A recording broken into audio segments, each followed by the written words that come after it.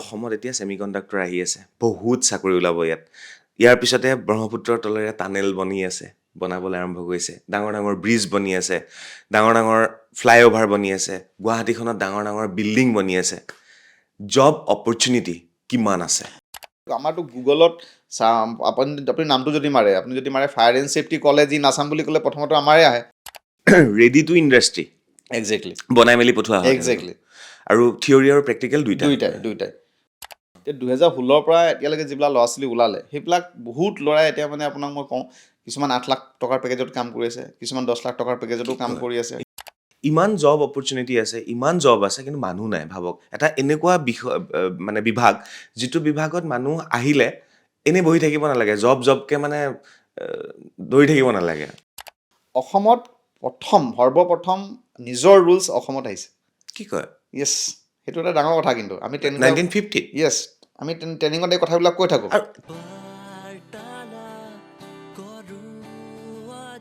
নমস্কাৰ, মই চক্ৰপাণী পৰাশৰ। চাবলৈ আৰম্ভ কৰিছে বাৰ্তালাপ। মোৰ লগত এনে এগৰাকী অতিথি আছে, যিগৰাকী অতিথিৰ পৰা আমি বহুত কথা শিকিব পাৰিম। আৰু তেখেত ছেফটিৰ লগত জড়িত, তেখেতে ইণ্ডাষ্ট্ৰিয়েল ছেফটিৰ লগত জড়িত, তেখেত এগৰাকী বৰ্তমানতো তেখেতে কাম কৰি আছে, লগতে তেখেতে বহু ছাত্ৰ ছাত্ৰীক শিকাই আছে।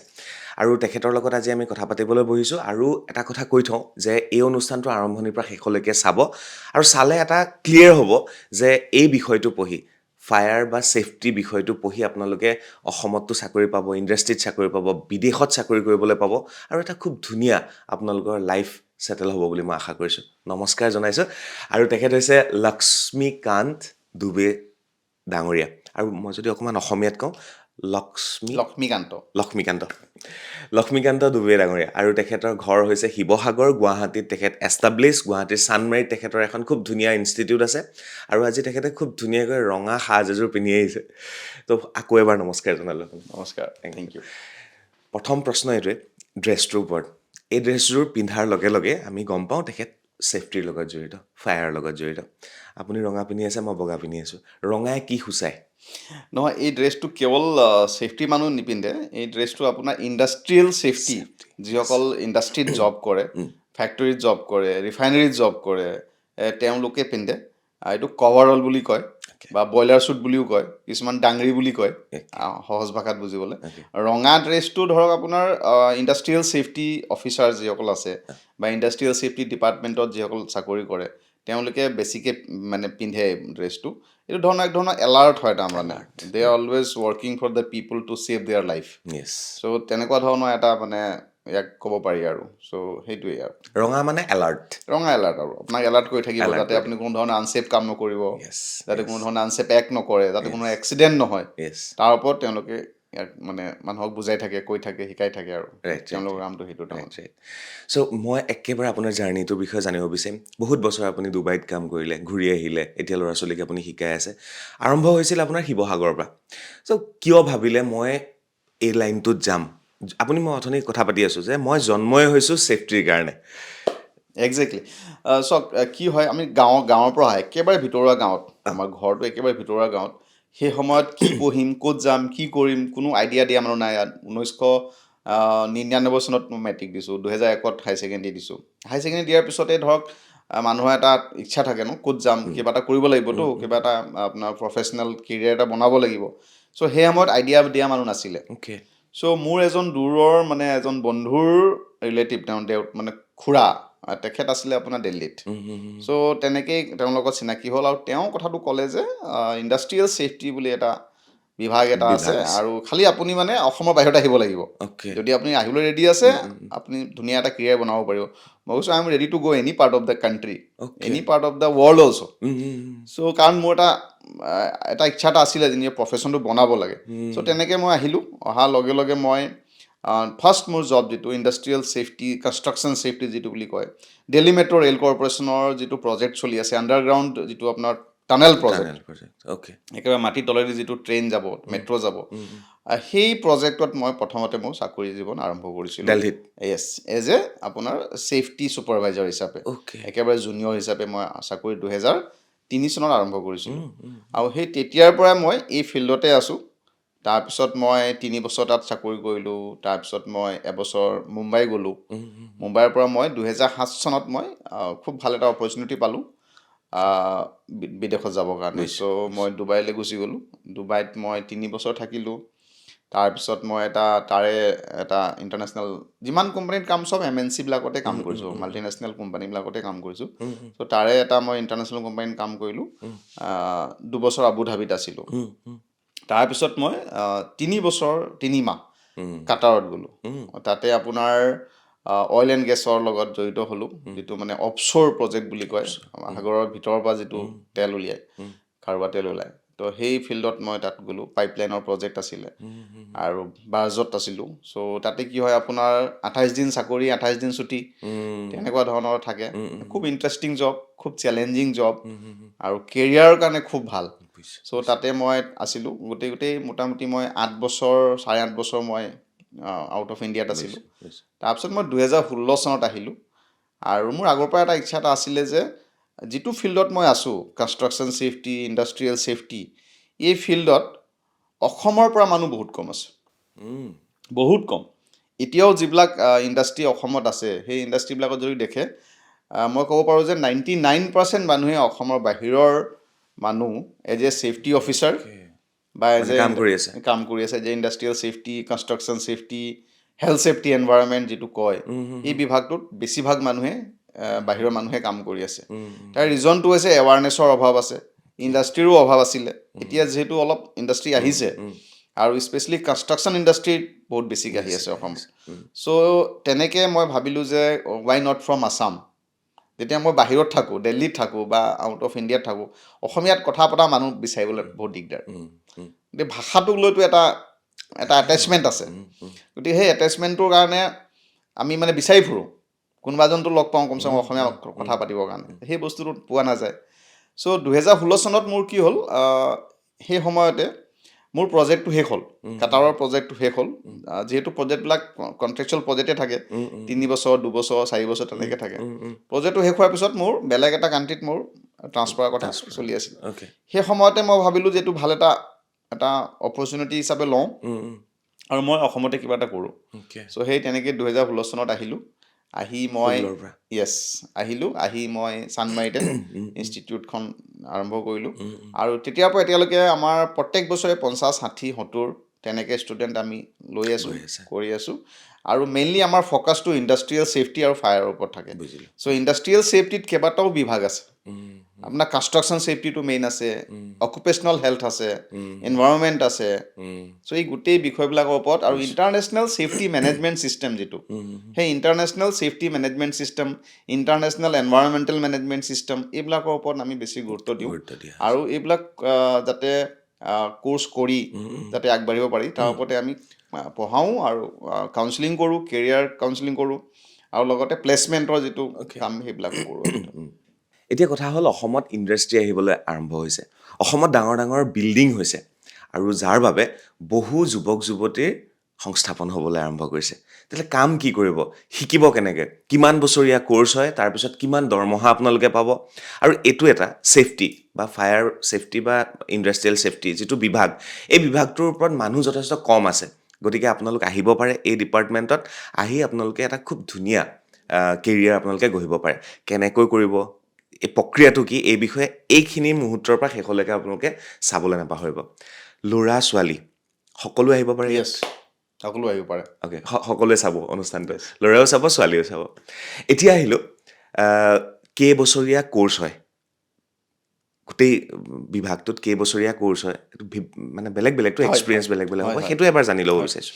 চাওক, এই গোটেই যিটো ইণ্ডাষ্ট্ৰিয়েল ছেফটি বিভাগটো আছে বা ইয়াৰ ওপৰত যিখিনি কোৱালিফিকেশ্যন আছে, তাৰ কেটেগৰী আছে। কেটেগৰী A, B, C তেনেকৈ কেটেগৰী আছে। এইখিনি কথা আমি ভালকৈ জানিব লাগিব। প্ৰথম যিসকল অফিচাৰ ৰেংকত যিসকল আহিব বিচাৰিছে, তেওঁলোকৰ বেছিক কোৱালিফিকেশ্যনটো হ'ব লাগিব ইঞ্জিনিয়াৰিং বেকগ্ৰাউণ্ড। 2-3টা কোৰ্চ হ'ব লাগিব। এটা হ'ল either engineering, 3 years diploma engineering, civil হওক, মেকানিকেল ইঞ্জিনিয়াৰিং হওক, ইলেক্ট্ৰিকেল ইঞ্জিনিয়াৰিং হওক, বা BTech হ'ব লাগিব, প্ৰথম কথা। 2 নম্বৰ কথাটো হ'ব লাগিব, যদি এইটো নাই তেতিয়াহ'লে BSc ফিজিক্স আৰু কেমেষ্ট্ৰিত যদি তেওঁলোকৰ ওচৰত BSc আছে, তেতিয়াহ'লে আৰু ভাল। যদি চায়েন্সৰে হ'ব চায়েন্সৰ মানে অফিচাৰ হ'ব কাৰণে অফিচাৰ হ'বৰ কাৰণে বোলে সেইটোও নাই, তেতিয়াহ'লে তেওঁলোকে কি কৰিব পাৰে, যিসকলে হাই ছেকেণ্ডেৰী পাছ এতিয়া কৰি ল'ৰা ছোৱালী বহি আছে বা যিসকলে গ্ৰেজুৱেশ্যন কৰিও গৈছে আৰু ফাৰ্ডাৰ ষ্টাডি কৰিব বিচাৰিছে, তেওঁলোকৰ কাৰণে BSc fire and industrial safety কৰিব পাৰে, okay BSc in fire and industrial safety. So' এই কোৰ্চটো কৰাৰ কাৰণে ধৰক আপোনাৰ হাই ছেকেণ্ডেৰী হ'ব লাগিব, আৰ্টছ কমাৰ্চ ছায়েন্স যিকোনো বিভাগত হ'ব লাগিব, তেতিয়া তেওঁ ইণ্ডাষ্ট্ৰিয়েল ছেফটি তেওঁ গ্ৰেজুৱেশ্যন কৰিব পাৰিব, অ'কে কাৰণ এইটো পিয়'ৰ ছায়েন্স নহয়, পিয়'ৰ ছায়েন্স নহয়, এইটো ইয়াত পিয়'ৰ কেমেষ্ট্ৰি নাই, পিয়'ৰ ফিজিক্স নাই, পিয়'ৰ মেথছ নাই, ইয়াতে আপোনাৰ ছেফটি মেনেজমেণ্ট আছে, ইণ্টাৰনেশ্যনেল ছেফটি মেনেজমেণ্ট ছিষ্টেমটো শিকাব, কনষ্ট্ৰাকশ্যন ছেফটিৰ ওপৰত আপোনাৰ থাকিব, এনভাইৰনমেণ্টটো কি হয়, পলিউশ্যনৰ ওপৰত অলপ তাত বিষয়বিলাক থাকিব, ৱাটাৰ পলিউশ্যন, লেণ্ড পলিউশ্যন এইবিলাকৰ ওপৰত থাকিব, ৱেষ্ট মেনেজমেণ্টৰ ওপৰত থাকিব, আৰু লগতে আপোনাৰ work at height, confined space, crane safety, road safety, এইবিলাকৰ ওপৰত থাকিব। গতিকে পিয়'ৰ ছায়েন্স নহয়। তো এই BSc কৰিলে আপুনি BSc কৰাৰ লগে লগে আপুনি এজন উপযুক্ত ছেফটি অফিচাৰ হৈ গ'ল বাই ডিফল্ট হৈ যাব। বুজিছোঁ তাৰ লগতে আপুনি এটা কোৰ্চ আছে, সেইটো হৈছে ADIS বুলি কয়, advance diploma in industrial safety. সেই কোৰ্চটো টেকনিকেল বৰ্ডৰ পৰা বা ইউনিভাৰ্চিটি গ্ৰাণ্ট কমিশ্যনৰ আণ্ডাৰত যিবিলাক ইউনিভাৰ্চিটিবিলাক চলি আছে, তেওঁ সেইবিলাক অনুষ্ঠানৰ পৰা যদি আপুনি এবছৰীয়া ডিপ্ল'মাটো কৰি লয়, তেতিয়াহ'লে আপুনি পিয়'ৰলি ছেফটি অফিচাৰ হ'ব পাৰিব। অ'কে গতিকে আমাৰ অসমতো টেকনিকেল বৰ্ডৰ আণ্ডাৰত কোৰ্চটো নাই এতিয়ালৈকে, বা ইউনিভাৰ্চিটিৰ আণ্ডাৰতো নাই। গতিকে যিমান অসমত কোৰ্চবিলাক চলি আছে, চব অসমৰ বাহিৰৰ ইউনিভাৰ্চিটিৰ আণ্ডাৰতে চলি আছে। চ' ধৰক আমাৰো বাহিৰৰ পৰাই চলি আছে। কোৰ্চবিলাক কৰিবৰ কাৰণে এনেকুৱা ধৰণৰ ইনষ্টিটিউটবিলাকৰ পৰা কৰিলে মানে বেছি আমাৰ ভাল। এখনো ইউনিভাৰ্চিটিত এইটো কোৰ্চ নাই এতিয়ালৈকে অসমততো নাই, নাই নাই, এতিয়ালৈকে অসমততো কোনো ইউনিভাৰ্চিটি এইটো কোৰ্চ আৰম্ভ কৰা নাই। বাপৰে ঠিক আছে, চব বাহিৰৰ পৰাই চলি আছে। আৰু এটা আছে কোৰ্চ যিটো আমি A গ্ৰেড জব বুলি ক'ব পাৰোঁ ইণ্ডাষ্ট্ৰিয়েল ছেফটিত। সেইটো হৈছে যে আপোনাৰ আপুনি হাই ছেকেণ্ডেৰী ছায়েন্সত হ'ব লাগিব, আৰু লগতে JEE joint engineering entrance exam যিটো কয়, সেই এক্সামটো যদি ক্ৰেক কৰিব পাৰে, তেতিয়াহ'লে ইণ্ডিয়াত দুটা ইউনিভাৰ্চিটি, দুটা ইনষ্টিটিউট আছে য'ৰ পৰা BTech fire and industrial safety engineering কৰিব পাৰে। অ'কে গতিকে সেই দুটা ইউনিভাৰ্চিটি ৰেংকৰ পিছতহে পাব। সেইটো বহুত হাই ক্লাছ জব তাৰমানে, পিয়'ৰলি A গ্ৰেড জব তাৰমানে। এইটো 4 বছৰীয়া BTech ইঞ্জিনিয়াৰিং ইণ্ডাষ্ট্ৰিয়েল ছেফটি আৰু ফায়াৰত। য়েছ, সেই দুটা আছে, এটা কোচিনত আছে, এটা আপোনাৰ মহাৰাষ্ট্ৰত আছে। এই দুটা ইউনিভাৰ্চিটি আছে, ইনষ্টিটিউট আছে, যাৰ পৰা আপুনি BTech fire and industrial safety কৰিব, গভৰ্ণমেণ্ট ইউনিভাৰ্চিটি হয় এইবিলাক।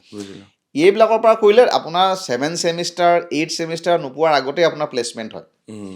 আপোনাৰ যিমান PSU কোম্পানীবিলাক আছে, অইল ইণ্ডিয়া হৈ গ'ল, বা যিবিলাক মাল্টিনেশ্যনেল L&T নিচিনা কোম্পানীবিলাকে, আপোনাক ৰিলায়েন্সৰ নিচিনা কোম্পানীবিলাকে মাতি নি পেলাই জব আপোনাক দিব। এই 7 ছেমিষ্টাৰ 8 ছেমিষ্টাৰ পোৱাৰ লগে লগে ওলাই যাব পাৰিব। গতিকে যাৰ ওচৰত যিবিলাক ল'ৰা ছোৱালী মেৰিট ল'ৰা ছোৱালী, চোকা ল'ৰা ছোৱালী, তেওঁলোকে এইবিলাকত যাব লাগে। আপুনি হাই ছেকেণ্ডেৰী পঢ়িলে, ছায়েন্সত পঢ়িলে, আপুনি এনেকুৱা ধৰণৰ এণ্ট্ৰেঞ্চ এক্সাম দিয়ক, আৰু আপুনি ভাল যদি নাম্বাৰ আহে, ৰেংক আহে, আপুনি সেইবিলাকত পাই যাব। ঠিক আছে, মোৰ অফিচাৰ হ'বলৈ মই নোৱাৰোঁ, তাৰপিছত আপোনাৰ আহি গ'ল নৰ্মেল, আপুনি গ্ৰেজুৱেশ্যন কৰি BA BCom BSc কৰি বহি আছে, আপুনি এবছৰীয়া ইণ্ডাষ্ট্ৰিয়েল ছেফটি ডিপ্ল'মাটো কৰক। এবছৰীয়া য়েছ, সেইটো আপুনি ইউনিভাৰ্চিটি গ্ৰাণ্ট কমিশ্যনৰ আণ্ডাৰত কৰক, বা কোনোবা এখন টেকনিকেল বৰ্ডৰ আণ্ডাৰত কৰক। এই দুটা যদি কৰিব পাৰিলে খুব ভাল। নাই, নোৱাৰিছে আপুনি, কাৰণ টেকনিকেল বৰ্ড অসমত নাই, আছে কিন্তু এই কোৰ্চটো নাই। গতিকে আপুনি মুম্বাইত যাব লাগিব পৰীক্ষা দিবৰ কাৰণে। ঠিক আছে, যদি আপুনি চোকা ল'ৰা, মেৰিট হয়, আৰু যদি অলপ পইচা খৰচ কৰিব বিচাৰিছে, তেতিয়াহ'লে আপুনি মুম্বাইত গৈ এইটো 1.5-2 লাখমান টকা খৰচ হ'ব, এবছৰীয়া কোৰ্চটো আপুনি তাত গৈ কৰি আহিব লাগিব, কাৰণ তাত এইটো ফুল টাইম কোৰ্চটো কৰিব লাগিব। কিন্তু কোৰ্চটো অলপ টান হয়, ইমান ইজি কোৰ্চ নহয় এইটো, আপুনি ইমান সহজে ক্লিয়াৰ কৰি ল'ব নোৱাৰিব। গতিকে মেক্সিমাম ল'ৰাই কি কৰে, যিবিলাক ধৰক তাৰ পিছত যিখিনি ল'ৰা ছোৱালী আছে, তেওঁলোকে কি কৰিব, এবছৰীয়া ডিপ্ল'মাটো কৰি ল'ব আপোনাৰ ইউনিভাৰ্চিটিৰ আণ্ডাৰত।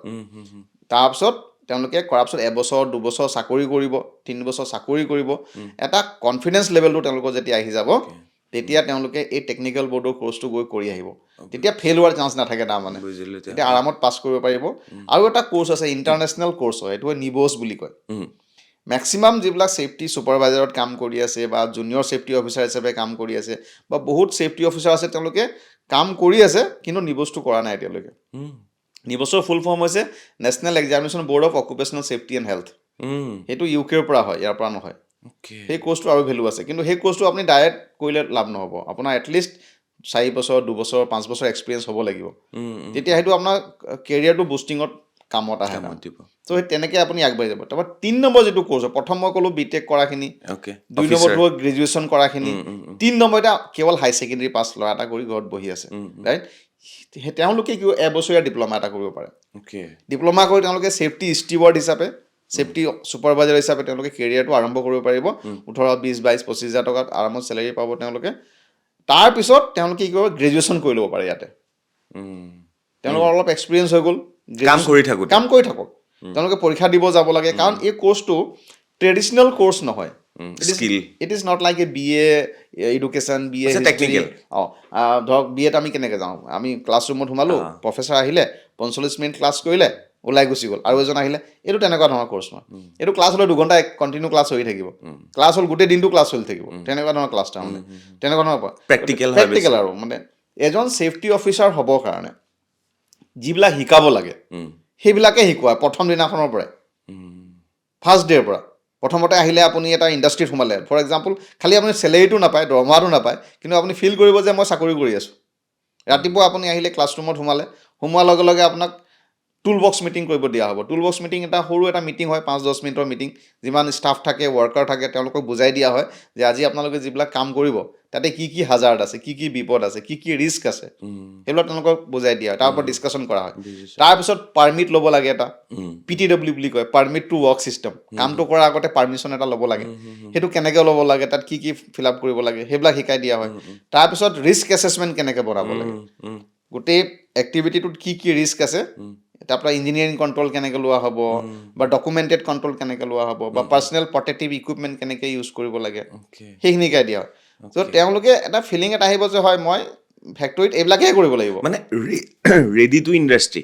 একজেক্টলি বনাই মেলি পঠোৱা হয় একজেক্টলি আৰু থিয়ৰী আৰু প্ৰেক্টিকেল দুইটাই চ' থিয়ৰীটো কি হয় দুই ধৰণে কৰিব পাৰে অনলাইনো কৰি ল'ব পাৰে আপুনি ক্লাছৰুমত আহিও কৰি ল'ব পাৰে আমাৰতো বহুত ষ্টুডেণ্ট থাকে যে অলৰেডি তেওঁলোকক একচুৱেলি অসমত যিবিলাক আমাৰ ওচৰত যিবিলাক ষ্টুডেণ্ট আহে তেওঁলোকক কোনোবাই নহয় কোনোবাই অলৰেডি কৈছে তাৰমানে তেওঁলোকৰ ৰিলেটিভৰ কোনোবা মানুহ এইটো ফিল্ডত আছে বা তেওঁলোকে বাহিৰৰ কোনোবাই ফ্ৰেণ্ডে তেওঁ কৈছে কথাটো তেওঁলোকক আমি ইমান বুজাবৰ প্ৰয়োজন নহয় তেওঁলোকে আহে সোধে আৰু এডমিশ্যনটো লয় তেওঁলোকে কিন্তু যিবিলাকে নাজানে তেওঁলোকৰ কাৰণেহে এই মেছেজটো মই দিব বিচাৰিছোঁ যে কোনবিলাক কোৰ্চ কৰিলে বেছি ভাল কনফিউজন বহুত থাকে বহুত কনফিউজন থাকে আৰু মেক্সিমামৰ থাকে যে মই একেবাৰে অফিচাৰ হ'ব লাগে মই কিটো ৰেংকত যাব পাৰিম কোনটো কোৰ্চ কৰিলে মোৰ ভাল হ'ব গতিকে গোটেই বিষয়খিনি তেওঁলোকে জানিব লাগে তাৰমানে আপোনাৰ একাডেমীখনৰ নামটো কি আৰু এই গোটেই কোৰ্চখিনি আপোনাৰ তাত পায় য়েছ ইণ্ডাষ্ট্ৰিয়েল যিটো ছেফটি আছে কনষ্ট্ৰাকশ্যন ছেফটি আছে অকুপেশ্যনেল হেল্থ এনভাইৰনমেণ্ট এই গোটেই ছাবজেক্টবিলাক আমি পঢ়াওঁ আমাৰ national institute of fire and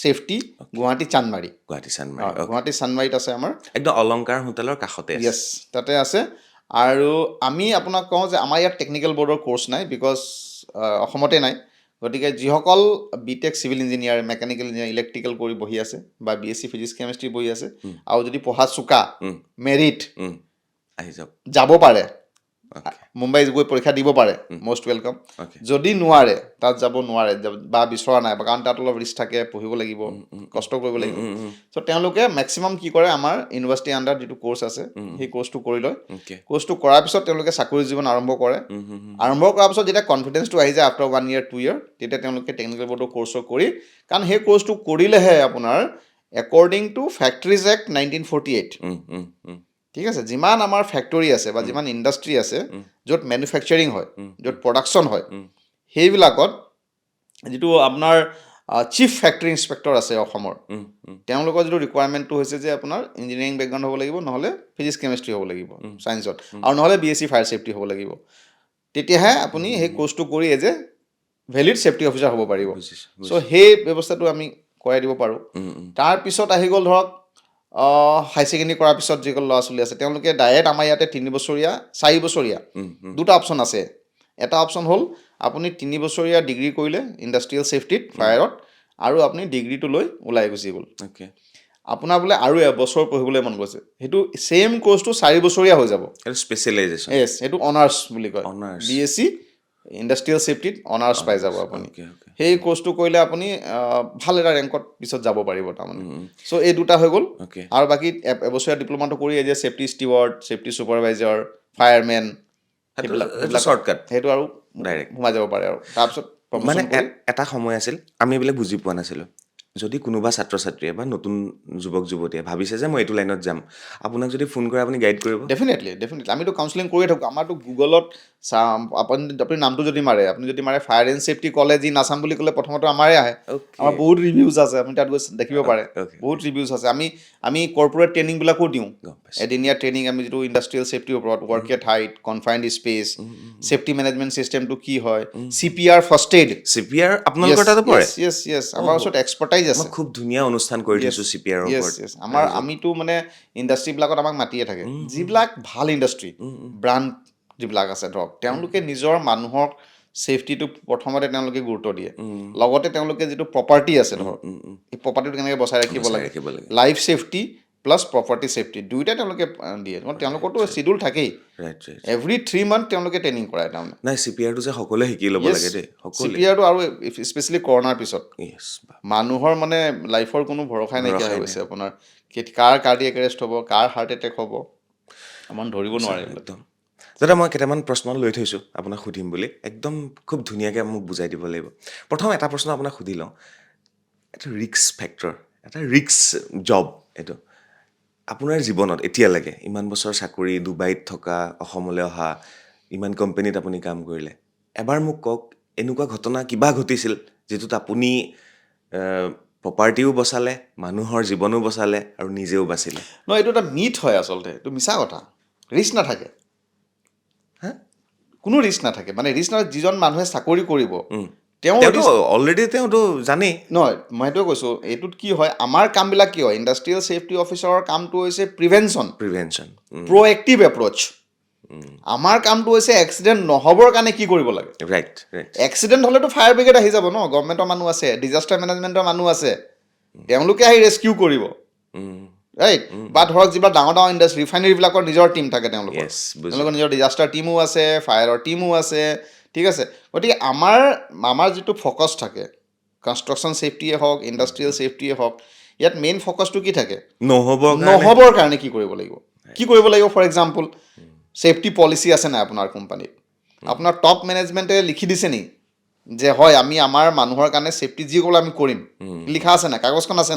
আছে নাই যদি কিয় নাই আমি সুধিম তেওঁলোকক আমি তেওঁলোকৰ আছাম ফেক্টৰী ৰুলছ 1950 যিটো আছে তাত যিবিলাক ৰিকুৱাৰমেণ্ট আছে আমি তেওঁলোকক বুজাই দিওঁ যে এই ৰিকুৱাৰমেণ্টখিনি আপুনি ফুলফিল কৰিছে নাই মেচিন এটা ডাঙৰ মেচিন এখন চলি আছে ঠিক আছে মেচিনটোত গাৰ্ড আছে নে নাই ৰটেটিং পাৰ্ট ঘূৰি আছে ন পাৰ্টবিলাক হয় নাই তাত যদি মানুহ ওচৰত চাপি যায় বা এক্সপ'জাৰ হয় এক্সিডেণ্ট হ'ব গতিকে ৰটেটিং পাৰ্টটো খোলা হৈ থাকিব নালাগিব গাৰ্ডটো লাগিব সেইটো আছেনে নাই ইলেক্ট্ৰিকেল পেনেলছ কিমান ডাঙৰ ইণ্ডাষ্ট্ৰীবিলাকত ডাঙৰ জেনেৰেটৰ থাকে ৰাইট ডাঙৰ আপোনাৰ 3 ফেজৰ কানেকশ্যনবিলাক থাকে সেই কানেকশ্যনবিলাক কিমান ছেফ হৈ আছে এতিয়া আমি আমাৰ ঘৰৰ যিটো কথা পাতোঁ আমি ঘৰৰ এইটো আমাৰ চাগে ডমেষ্টিক হয় এইটো হয় নাই 220 আমি ইউজ কৰি আছোঁ এতিয়া এই বিল্ডিংখন এইটো কমাৰ্চিয়েল এই বিল্ডিংখন কেতিয়া বনাইছে অ'নাৰে জানিব 15-20 বছৰ 30 বছৰ আগত আমি লাষ্ট আৰ্থিংটো কেতিয়া চেক কৰিছোঁ ইয়াৰ আৰ্থিংটো আমি কেতিয়া চেক কৰিছিলোঁ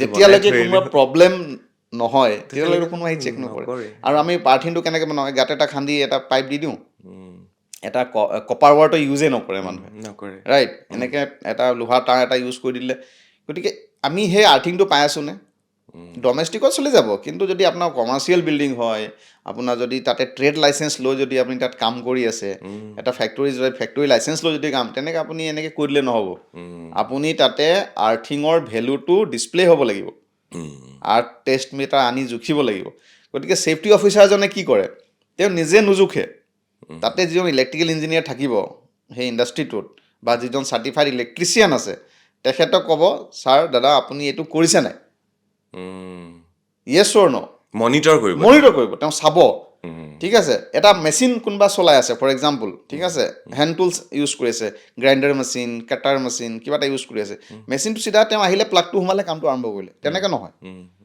সোমোৱাৰ আগতে তাতে আৰ্থিং পাই আছে নাই ঠিক আছে তাতে এটা থাকে ELCB যেনেকৈ আমি MCB ইউজ কৰোঁ ঠিক আছে সেইটো ELCB বুলি আৰ্থ লিকেজ চাৰ্কিট ব্ৰেকাৰ সেই ডিভাইচটো লগাই থোৱা আছে নাই সেইটো ট্ৰিপ কৰিছে নাই চেক কৰিব লাগিব পাৰ ডে চেক কৰিব লাগিব য়েছ তেতিয়া ধৰক এইটো ELCBটো কি কৰে 30 মিলি এম্পিয়াৰ মানে আপোনাক মানে খুব কম মানে গমেই নোপোৱা আপোনাৰ লাইটটো কাট যাব তাৰমানে মানুহৰ ইঞ্জুৰিটো বহুত কমি যাব তাৰমানে চিভিৰিটিটো বহুত কম হৈ যায় তাৰমানে চ' এই গোটেই ব্যৱস্থাটোহে ছেফটি অফিচাৰজনে চায় বুজিছোঁ এতিয়া মোৰ লাইফত মই বহুত ডাঙৰ প্ৰজেক্টত জব কৰিছোঁ মাটিৰ তলত 100 ফুট তলতো কাম কৰিছোঁ ৰাইট একেবাৰে টানেলৰ ভিতৰতো কাম কৰিছোঁ য'ত মানে আপোনাৰ নৰ্মেল অক্সিজেন নাপায় তাৰপিছত তাৰ ভিতৰত যিবিলাক ধৰক এটা টানেলতো বহুতখিনি কাম চলি থাকিব তাতে ডাষ্ট ওলাব তাতে আপোনাৰ এক্সকেভেশ্যন কৰি আছে ভিতৰত ৱেল্ডিঙৰ কাম চলি আছে সেই গেছবিলাক তো তাতে থাকি যাব যদি সেইবিলাক উলিয়াই নিদিয়ে বেয়া গেছবিলাক তাৰপৰা উলিয়াই দিয়ে তাৰমানে চ' তাৰ ভিতৰতো কাম কৰিছোঁ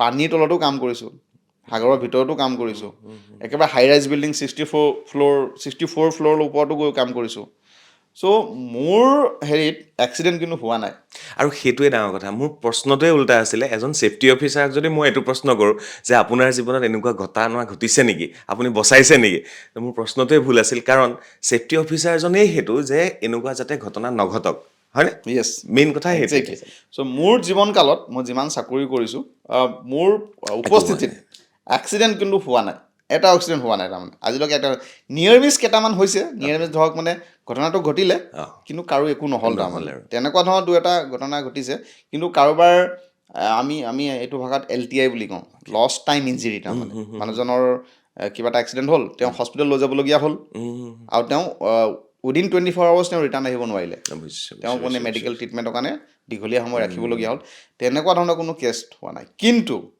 এনেকুৱা কেছ হৈ থাকে কিন্তু হৈ থাকে য়েছ বহুত হৈ থাকে তাৰমানে আৰু সেইটোৱে নহ'বৰ কাৰণে এজন ছেফটি অফিচাৰৰ দায়িত্ব এটা বেলেগ প্ৰশ্নলৈ যাওঁ গোটেই অসমত এতিয়া ছেমিকণ্ডাক্টৰ আহি আছে বহুত চাকৰি ওলাব ইয়াৰ পিছতে ব্ৰহ্মপুত্ৰৰ তলেৰে টানেল বনি আছে বনাবলৈ আৰম্ভ কৰিছে ডাঙৰ ডাঙৰ ব্ৰিজ বনি আছে ডাঙৰ ডাঙৰ ফ্লাইঅভাৰ বনি আছে গুৱাহাটীখনত ডাঙৰ ডাঙৰ বিল্ডিং বনি আছে জব অপৰচুনিটি কিমান আছে চক মানুহে বহুত নাজানে কথাবিলাক এটা আইন আছে এইটো অসম গভৰ্ণমেণ্টৰো আছে ভাৰত চৰকাৰো আছে BOCW Act 1996 এই 1996 চনতে বনোৱা এখন আইন সেইটোক বুলি কয় ফুল ফৰ্মটো হৈছে building and other construction workers act 1996 okay আৰু আমাৰ ৰুলছটো আমাৰ অসমৰ যিটো ৰুল আছে BOC ৰুলছ আছাম 2007 এই দুটা ৰুলছ সেই আইনৰ মতে আপুনি যেতিয়া ট্ৰেড লাইচেঞ্চখন পাই যাব বা যেতিয়া আপুনি ফায়াৰ NOCটো পাব বা যেতিয়া আপুনি ফেক্টৰী লাইচেঞ্চটো পাব বা যেতিয়া আপুনি লেবাৰ লাইচেঞ্চটো পাব কাৰণ কনষ্ট্ৰাকশ্যনত কাম কৰিবৰ কাৰণে লেবাৰ লাইচেঞ্চটো প্ৰয়োজন হয় ঠিক আছে লেবাৰ লাইচেঞ্চ যিটো অথৰিটিয়ে দিব কোনোবা এটা গভৰ্ণমেণ্টৰ অথৰিটিয়ে দিব আপুনিতো লাইচেঞ্চটো প্ৰাইভেট হেৰিৰ পৰা লৈ আনিব নোৱাৰে চ' যেতিয়া গভৰ্ণমেণ্টে দিয়ে তাত by default you have to apply the rules and regulations সেইটো আপুনি কৰিবই লাগিব ভাল কোম্পানীবিলাকে কৰে বেয়া কোম্পানীবিলাকে নকৰে বা সৰু বেয়া কোম্পানী বুলি নকওঁ কিন্তু যিবিলাক কিছুমানে অলপ ইগন'ৰ কৰে চ' কৰিবই লাগিব আৰু কোনদিনাখন অসম গভৰ্ণমেণ্টৰ কোনজন মন্ত্ৰীয়ে আহি এটা এনাউন্সমেণ্ট কৰি দিয়ে আপুনি গম নাপাব যে কালিৰ পৰা এইটো লাগিব তেতিয়াতো আপুনি ক'ৰ পৰা পাব এতিয়া মই আপোনাক কওঁ এই অসমত কিছুমান প্ৰজেক্ট চলি আছে ফৰেন ফাণ্ডিং হয় তাৰমানে এইটো ফৰেন ফাণ্ডিং ৱৰ্ল্ড বেংকৰ ফাণ্ডিঙৰ যোগেদি কিছুমান প্ৰজেক্ট চলি আছে যেতিয়া তেওঁলোকে বাহিৰত বা জাপান বেংকো কিছুমান ফাণ্ডিং কৰে চ' যেতিয়া বাহিৰৰ বেংকবিলাকে ফাণ্ডিং কৰে তেতিয়া তেওঁলোকৰ ৰুল আপুনি ফ'ল' কৰিব লাগিব চ' তেনেকুৱা কেইবাটাও কোম্পানীয়ে আমাক ফোন কৰিছে যে আমুকত চলি আছে আমাক এনভাইৰমেণ্টেল অফিচাৰ লাগে health safety and environmental officer লাগে এতিয়া ক'ত পাম নায়েই আমাৰ ইয়াতে ইভেন আপোনাৰ মেঘালয়ৰ পৰা বিচাৰিছে তেওঁ মেঘালয় গোটেই গ্ৰীনেৰী মানে য'ত আপোনাৰ গ্ৰীনেৰী আছে মানে এনভাইৰমেণ্টটো বেয়া নকৰাকৈ মাটি পানী বায়ু বেয়া নকৰাকৈ আপুনি কামটো কৰিব লাগিব প্ৰজেক্টটো লৈ যাব লাগিব চলাব মানে ইমান জব আছে ইমান মানুহ নাই জব আছে কিন্তু এৱাৰনেছৰ অভাৱ আছে আৰু এক্সপিৰিয়েঞ্চৰ অভাৱ আছে প্ৰব্লেমটো কি আছে গম পাইছে এতিয়া 2016 চনত যেতিয়া আমি খুলিছিলোঁ তেতিয়া একেবাৰেই নাছিলে এতিয়া 2016ৰ পৰা এতিয়ালৈকে যিবিলাক ল'ৰা ছোৱালী ওলালে সেইবিলাক বহুত ল'ৰাই এতিয়া মানে আপোনাক মই কওঁ কিছুমান 8 লাখ টকাৰ পেকেজত কাম কৰি আছে কিছুমান 10 লাখ টকাৰ পেকেজতো কাম কৰি আছে ইয়াৰলি পেকেজত কাম কৰি আছে ইয়াৰলি পেকেজত কাম কৰি আছে আপোনাৰ মান্থলিটো আপোনাৰ 25ৰ পৰা 18ৰ পৰা আৰম্ভ হৈ যায় জুনিয়ৰ লেভেলৰ ইঞ্জিনিয়াৰিং বেকগ্ৰাউণ্ডৰ অলপ বেছি হয় গতিকে এতিয়া ধৰক আজি এইটো আমাৰ ডিছকাশ্যনটো শুনি যদি আজিয়ে কোনোবা পঢ়ি অহা বছৰে যদি তেওঁ ছেফটি অফিচাৰ নহ'ব সেইটো পচিবল নহ'ব কাৰণ তেওঁ পঢ়িব লাগিব জব কৰিব লাগিব এক্সপিৰিয়েঞ্চটো গেইন কৰিব লাগিব গেইন কৰাৰ পিছতহে আপুনি অফিচাৰ ৰেংকত যাব পাৰিব ৰাইট বা আপোনাক ছেফটি মেনেজাৰ বনাব পাৰিব আপোনাৰ ডাইৰেক্টটো কোনো কোম্পানীয়ে ছেফটি মেনেজাৰ বনাই নিদিয়ে আপোনাক ৰাইট চ' যদি আপুনি এতিয়াৰ পৰা ষ্ট্ৰাগল কৰে কাৰণ এতিয়া ইণ্ডাষ্ট্ৰি অহা আৰম্ভ হৈছে 2026ত যদি আপুনি কোৰ্চটো কৰে এতিয়াতো 2027ত যদি কোৰ্চটো কমপ্লিট কৰে after 5 years you can replace the people those who are not from Assam সেই কামটো আপুনি কৰিব পাৰিব আৰু ডেফিনেটলি কোনোবা এটা ইণ্ডাষ্ট্ৰি আহিছে তেওঁ যদি ইয়াতে যদি যোগ্য মানুহজন পায় তেওঁ ইয়াৰ পৰাই ৰাখিবই তেওঁ কাৰণ তেওঁলোকৰ মতে কামটো কৰিব পাৰিলেই হ'ল আৰু তেওঁলোকৰ যিটো চেলেঞ্জ কাৰণ কৰ্পৰেট জবত চেলেঞ্জ থাকিবই আপোনাৰ টাৰ্গেট থাকিবই আপোনাৰ ওচৰত কাম কৰিবই লাগিব গতিকে সেইবিলাক ফেচ কৰিব পাৰিব লাগিব আপুনি যদি হয় তেতিয়াহে এই ফিল্ডটো আপোনাৰ কাৰণে ভাল মানে আমি এইটো নকওঁ যে আমাৰ ইনষ্টিটিউট আছে আপুনি আহক কোৰ্চ কৰক আৰু আপুনি চাকৰি পাই যাব না আমি আজি এটা ভাল ডিছকাশ্যন কৰিছোঁ আৰু সঁচা অৰ্থত যে ইমান জব অপৰচুনিটি আছে ইমান জব আছে কিন্তু মানুহ নাই ভাবক এটা এনেকুৱা বিষয় মানে বিভাগ যিটো বিভাগত মানুহ আহিলে এনেই বহি থাকিব নালাগে জবকে মানে দৌৰি থাকিব নালাগে ইয়াত মই আপোনাক এটা উদাহৰণ দি চাওঁ এটা সৰু উদাহৰণ দি কওঁ আপোনাক ল'ৰা এটা BBA কৰিছে বেচেলৰ অফ বিজনেছ এডুকেশ্যন বা ল'ৰা এটা বা ছোৱালীজনীয়ে হেৰি কৰিছে আপোনাৰ BSc কৰিছে কম্পিউটাৰ ছায়েন্সত BCA কম্পিউটাৰ এপ্লিকেশ্যন এতিয়া ল'ৰা এটা বা ছোৱালীজনীয়ে বেচেলৰ অফ কম্পিউটাৰ এপ্লিকেশ্যন কৰি যদি ঘৰত বহি আছে এতিয়া আপুনি কি ক'ব আজি তাৰ হেৰি নাই আজিৰ ডেটত ডিজিটেল চবতে কম্পিউটাৰ লাগে চবতে ছফ্টৱেৰ লাগে চবতে আপোনাৰ এতিয়াও যদি কোনোবা বহি আছে 3টা কাৰণ হ'ব পাৰে সেইটো মূৰ্খামি বহি থকাটো প্ৰথম তেওঁ লোকেশ্যনৰ প্ৰব্লেম মই ডিব্ৰুগড়ত আছোঁ মই ডিব্ৰুগড়তে চাকৰি লাগিব তেতিয়া তেওঁ ডেফিনেটলি নাপাব পাৰে 2 নম্বৰ তেওঁৰ ওচৰত ছাবজেক্ট নলেজটো নাই ছাবজেক্ট নলেজ পঢ়িলে BCA কৰিলে কিন্তু তেওঁ নিশিকিলে একো সেইটো এটা কাৰণ হ'ব পাৰে আৰু 3 নম্বৰ কাৰণ হ'ব পাৰে যে তেওঁৰ লিডাৰশ্বিপ কোৱালিটি নাই লিডাৰশ্বিপ কোৱালিটি অলপ থাকিবই লাগিব আপোনাৰ গাত কথা পাতিব পাৰিব লাগিব মানুহক বুজাব পাৰিব লাগিব নিজৰ ৰিকুৱাৰমেণ্টখিনি মই আপোনাক বুজাব পাৰিব লাগিব ক'ব পাৰিব লাগিব বা মোৰ যিটো নিডছ আছে মোৰ চাকৰি এটা মোক লাগে মোক এটা বিজনেছ এটা কৰিব লাগে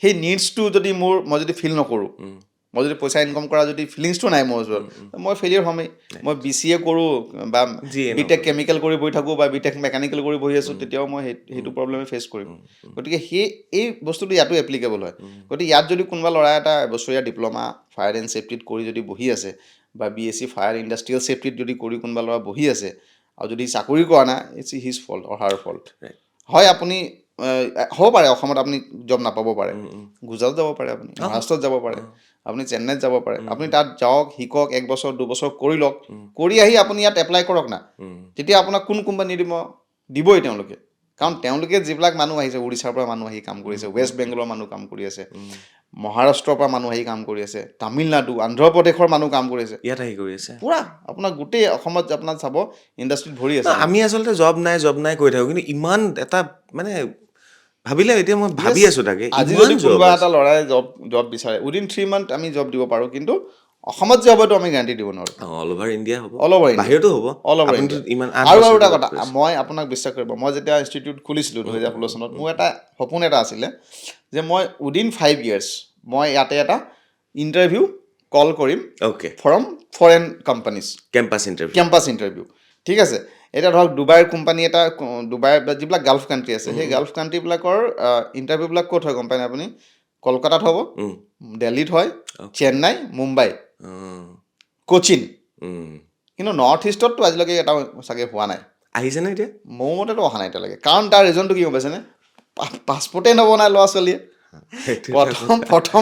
প্ৰথম ইণ্টাৰভিউৰ যিটো আপুনি আহিব দিবলৈ আগতেতো কোম্পানীয়ে পাছপৰ্টৰ কপিটো বিচাৰে আছেনে নাই কিমান ল'ৰা বাহিৰত যাবলৈ ইচ্ছুক আছে সেইটোত আপোনাক বায়'ডাটাখনতো লিখি দিব লাগিব গাঁঠি দিব লাগিব বা পাছপৰ্টৰ নামটো লিখি দিব লাগিব যদি এইটো মই বিচাৰিবলৈ যাওঁ নাই মানে পঢ়িবলৈ অহা আগত পাছপৰ্টখন বনাই আৰু একজেক্টলি ধৰক আপোনাৰ যদি 10টা ভেকেঞ্চি আছে গাল্ফৰ কাণ্ট্ৰি কোম্পানী এটা যদি ভেকেঞ্চি উলিয়াইছে 10টা ভেকেঞ্চি তেওঁলোকে কমেও 100টা তেওঁলোকে CV বিচাৰিব ঠিক 100টা বায়'ডাটা বিচাৰিব তেওঁলোকে 100টাৰ পৰাহে তেওঁলোকে 10টা চিলেক্ট কৰিব যদি আমি 100টা ইয়াত আনি দিব নোৱাৰোঁ তেতিয়াহ'লে তেওঁলোকে নাহিব নহয় ইয়াত কিয় আহিব তেওঁলোকে ঠিক কৈছে কথাটো তেনেকুৱা গতিকে আমাৰো ইচ্ছা থাকিব লাগিব যে বাহিৰত যাব লাগে বাহিৰত যদি এটা ল'ৰা 2 বছৰ 3 বছৰ ইণ্ডিয়ান এক্সপিৰিয়েঞ্চ হোৱাৰ পিছত যদি যায় 50-60 হাজাৰ টকা দৰমহাটো একেবাৰে ইজি কথা, মিনিমাম একেবাৰে ইজি কথা তেওঁলোকৰ কাৰণে। অ'কে আৰু আৰু যিবিলাক ল'ৰা ছোৱালীৰ বয়স কম আছে বিল' 30 এইবিলাকে যাবই লাগে, এবাৰতো যাব লাগে, এবাৰ বিদেশখন ফুৰি আহিব পাৰে শিকি এবাৰ আহিব পাৰে এবাৰ যাব লাগে, এবাৰ গৈ এটা এক্সপ'জাৰ হ'ব, শিকিবলৈ পাব, এক্সপিৰিয়েঞ্চ হ'ব, আৰু সেইটো এক্সপিৰিয়েঞ্চ আহি আপুনি ইয়াত ইউজ কৰক ইউজ কৰোঁ ভালকৈ। এটা বেলেগ প্ৰশ্নলৈ যাওঁ এখন ল আছে ছেফটি সেই লখনৰ বিষয়ে জানিব বিচাৰিছোঁ চাওক ল কেইবাটাও আছে। প্ৰথমটো হৈছে ফেক্টৰীজ এক্ট 1948। কি আছে ভিতৰত আপোনাৰ এটা ইণ্ডাষ্ট্ৰীত কাম কৰিবৰ কাৰণে যিবিলাক ৱৰ্কাৰ আছে, ষ্টাফ আছে, ইভেন ইঞ্জিনিয়াৰ্ছ, ইভেন মেনেজাৰ্ছ, দে অলছ' নিড ছেফটি না, ৰাইট? অকল ৱৰ্কাৰে ছেফটিক নালাগে, আপোনাৰ ৱৰ্কাৰৰ যিবিলাক মেচিনত কাম কৰি আছে, ৰাইট, প্ৰডাকশ্যন ফিল্ডত কাম কৰি আছে, লেভেলিং কৰি আছে, মেচিন স্পীডত ঘূৰি আছে, চলি আছে, ৰাইট, ওপৰত উঠি কাম কৰি আছে, এই এনে মানুহজন ওপৰত উঠি কাম কৰিব নোৱাৰে। এতিয়া ধৰক আমাৰ ঘৰত সেই লাইটটো চেঞ্জ কৰিব লাগে, আমি কেনেকৈ চেঞ্জ কৰিম? এই চকী যোৰা চকী লগালো, টেবুলটো টানি আনিলো, এজনে ধৰিলে লাইটটো চেঞ্জ কৰি, ৰাইট, ডমেষ্টিক আৰু কোনো চাবলৈ অহা নাই ইয়াতে। কিন্তু আপুনি ইণ্ডাষ্ট্ৰীত কৰিব নোৱাৰে, ৰুলছ আছে, ৰেগুলেশ্যন আছে, জখলা লাগিবই এই জখলা লাগিব, কেনেকুৱা ধৰণৰ জখলা লাগিব সেইটোও নিয়ম আছে। ওপৰত উঠিলে প্লেটফৰ্মটো বনাই ল'ব লাগিব, চাৰিওফালে হেণ্ডেলটো লাগিব, চিৰি এখন লাগিব উঠিবৰ কাৰণে, আৰু যিজন মানুহ উঠিব সেই মানুহজনৰ নলেজ আছে নে নাই, কাম কৰা এবিলিটি আছে নাই, তেওঁ মানুহজন কম্পিটেণ্ট হয়নে নহয়। এজন ফটকৈ নতুন মানুহ আহিলে তেওঁক আমি উঠাই কামটো কৰাই দিব নোৱাৰোঁ, সেইটো এলাউড নহয়। এই গোটেই ৰুলছ এণ্ড ৰেগুলেশ্যনবিলাক ফেক্টৰীজ এক্ট 1948 লিখা আছে। খালি কিছুমান ভাল কোম্পানীয়ে পঢ়ে, জানে, আৰু লিগেল যিটো মানে কমপ্লায়েঞ্চ সেইটো কৰে তেওঁলোকে, যিবিলাকে নকৰে আৰু সেইটোত লিখা আছে। 2 নম্বৰ আইনটো হৈছে আপোনাৰ এইটো ফেক্টৰীজ এক্ট 1948টো চেণ্ট্ৰেল গভৰ্ণমেণ্টৰ আইন হয়, গোটেই ভাৰততে মানে আপুনি ইমপ্লিমেণ্ট কৰিব লাগিব। আমাৰ দুখন 2007 আমাৰ সেইখনটো ফেক্টৰীজ এক্ট, ফেক্টৰীজ এক্ট 1948 চেণ্ট্ৰেল গভৰ্ণমেণ্টৰ আইন। এতিয়া আহিলোঁ অসম, আমি অসমত কাম আছোঁ, এতিয়া অসমত আমি ফেক্টৰীজ এক্ট, ফেক্টৰীজ ৰুলছ 1950 পুৰা মানে আপোনাৰ ভাৰতত স্বাধীনতাৰ পিছতে 1948ত চেণ্ট্ৰেল গভৰ্ণমেণ্টৰ আইনখন আহিলে।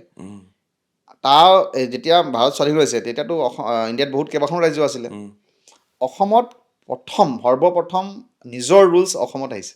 কি কয়? য়েছ, সেইটো এটা ডাঙৰ কথা। কিন্তু আমি 1950 য়েছ, আমি ট্ৰেইনিঙত এই কথাবিলাক কৈ থাকোঁ। আৰু তেনেকুৱা এখন ৰাজ্যত আমি এইটো কথা নাজানো। সেইখন ৰুলত কি আছে? আছাম ফেক্টৰীজ ৰুলছ 1950, তাৰমানে চেণ্ট্ৰেল গভৰ্ণমেণ্টৰ আইনখনৰ লগত মানে মিল কৰি সেই ষ্টেটবিলাকে নিজৰ ৰুলছ বনায়। গতিকে মেইন ডকুমেণ্ট সেইখনেই ফেক্টৰীজ এক্ট 1948টোৱে, তাৰ পৰা এবষ্ট্ৰেক্ট কৰি নিজৰ ৰুলছটো বনাই ল'ব লাগে। আমাৰ আপুনি গম পাব, আমাৰ যিটো মানে একেবাৰে পুৰণা যিটো ইণ্ডাষ্ট্ৰী আমাৰ এছিয়াৰ ডিগবৈ ৰিফাইনাৰী, চ' আমাৰ ইণ্ডাষ্ট্ৰী আগৰ পৰাই আছে, বহুত আগৰ পৰাই আছে। ইভেন মহাৰাষ্ট্ৰৰ ৰুলছখনো আমাতকৈ পাছত আহিছে, ইউ পিৰ ৰুলছখন আমাতকৈ পাছত আহিছে, ইণ্টাৰেষ্টিং, বহুত পিছত আহিছে। কিন্তু আমি আমাৰ আইনখন আমি 1950 চনতে পাইছোঁ, ডিগবৈ। য়েছ, মানে ইণ্ডাষ্ট্ৰী থকাৰ কাৰণে গম পাইছোঁ। পালোঁ এইটো আছিলে টি ইণ্ডাষ্ট্ৰীটো আছিলে। ত' টি ইণ্ডাষ্ট্ৰী আপোনাৰ ব্ৰইলাৰ্ছবিলাক ইউজ কৰে, সেইটো অলপ মানে কি আছে পৃথক, কি হয় সেইখন পঢ়িছে আপুনিতো জানে। পৃথক একো নাই, ৰুলছবিলাক একেখিনি আছে। ক'ৰবাত কি হয় আপোনাৰ অলপ সৰু সুৰা 2-এটা আগে পিছে আছে। ধৰ বয়সটো আগতে কম আছিলে, 18 ইয়াৰ্ছ নাছিলে আগতে। কিছুমান ষ্টেটত বিল' 18 ইয়াৰ্ছো কাম কৰিব দিয়ে, কিছুমান ষ্টেটত নিদিয়ে। এতিয়াতো ধৰক চবতে 18 ইয়াৰ্ছ প্লাছ হৈ গ'ল, বিল' 18 কাম কৰিব নিদিয়ে। আগতে ক'ৰবাত আছিলে, সৰু সৰু কিছুমান চেঞ্জেছ আছে, আদাৰৱাইজ অল আৰ ছেইম। সেইটো হ'ল আপোনাৰ ইণ্ডাষ্ট্ৰী ৰিলেটেড। 2 নম্বৰটো হৈছে আপোনাৰ যিটো আমি কনষ্ট্ৰাকশ্যন বুলি কওঁ।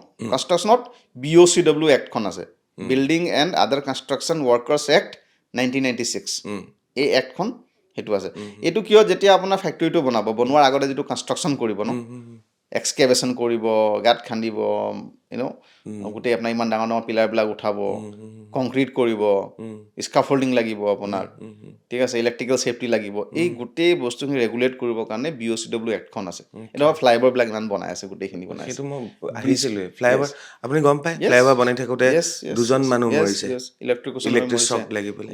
একচুৱেলি কি সেইটো মানে হেৰি নহয়, ৰিস্ক এছেছমেণ্টটো ভালকৈ নকৰাৰ কাৰণে হৈছে। আৰু এটা বস্তু মই দেখিলোঁ, ডুবাইত কনষ্ট্ৰাকশ্যন চলি আছে। মই যোৱা তাৰ আগৰ বছৰ গৈছোঁ, কনষ্ট্ৰাকশ্যন চলি আছে, গমেই নাপায় যে তাত কনষ্ট্ৰাকশ্যন চলি আছে। ইমান ধুনীয়া প্লেনিং কৰি দিয়ে, আৰু আমাৰ ইয়াত গ্ৰীণ নেট লগাই দিয়ে। আৰু আমাৰ ইয়াত